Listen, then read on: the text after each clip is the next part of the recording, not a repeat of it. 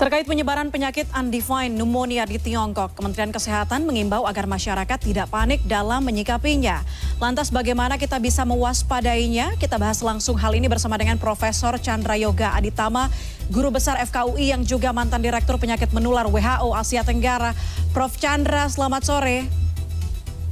Selamat sore. Prof. Chandra, terima kasih atas waktunya di CNN Indonesia Connected. Saya harus tanya, bagaimana asesmen Prof. Chandra mengenai lonjakan kasus pneumonia misterius di Tiongkok, bahkan sudah ada kasus konfirmasi di Belanda saat ini satu dan juga potensi penyebarannya, Prof.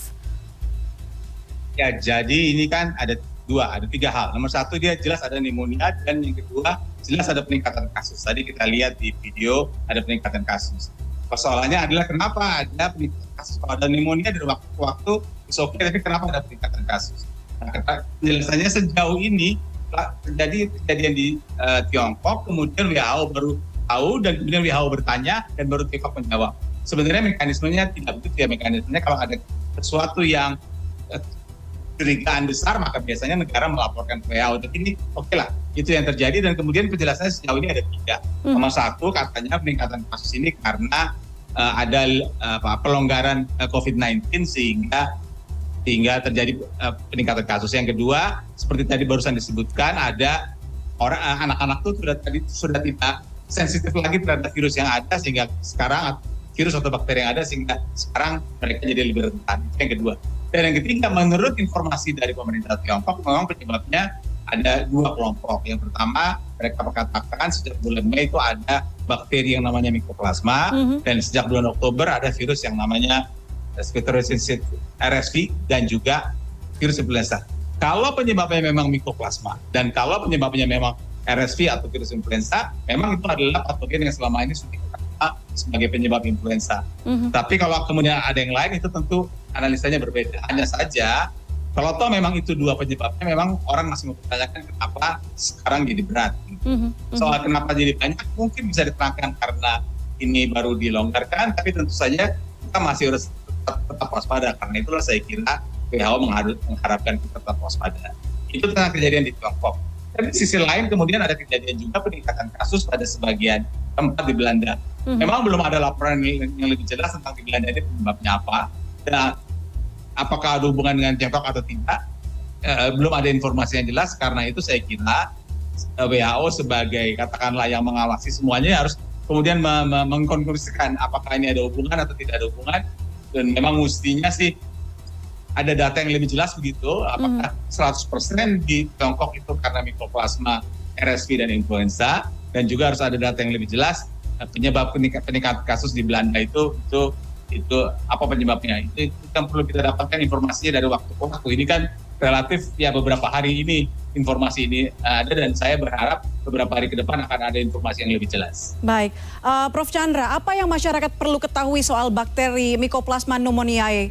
Apa gejala klinisnya yang kasat mata oleh masyarakat? Ya, ini hampir sama dengan pertanyaan COVID. Kalau COVID ada varian baru, apa bedanya?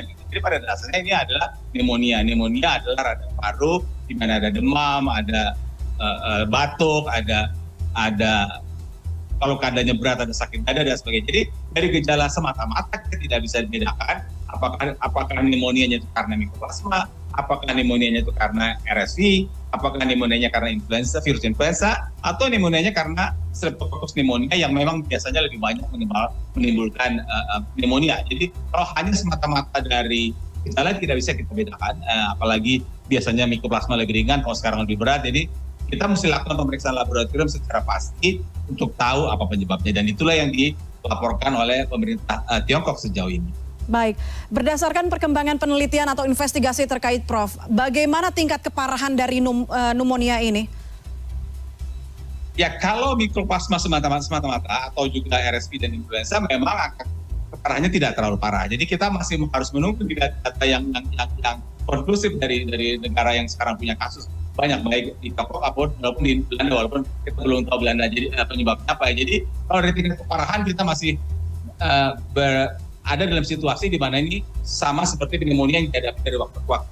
Cuma memang anehnya kenapa tinggi banget gitu ya sekarang ini beberapa hari ini. Tentu saja juga ada penjelasan lain karena katanya mulai winter, walaupun kalau kita lihat di di televisi ini orang belum pakai baju winter ya, mungkin dalam rumah sakit ya. Tapi katanya mulai winter ada lifted, artinya pelonggaran COVID-19 dan ada penurunan daya tahan sensitivitas terhadap bakteri atau virus tersebut. Kita masih harus tunggu beberapa waktu, Puspa, tapi saya pendapat bahwa apapun kita tetap perlu waspada. Baik. Tapi seberapa efektif, Prof, imbauan waspada dari Kementerian Kesehatan dalam mencegah penyebaran penyakit ini khususnya di Indonesia?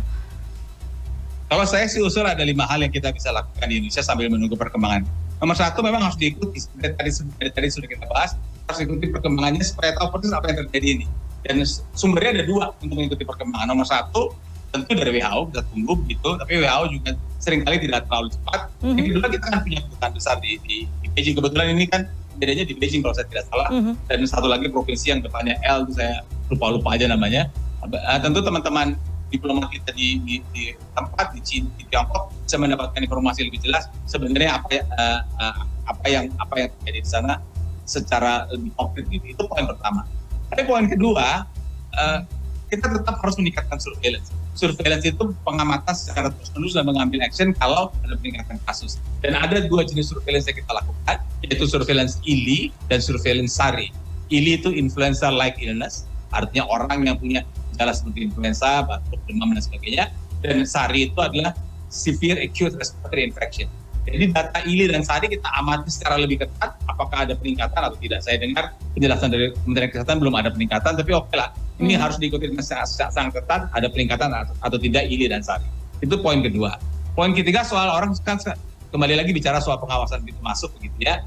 Saya pikir belum perlu ada tindakan yang sangat drastis, tetapi kalau ada orang yang datang dengan keluhan pernapasan tentu harus diawasi.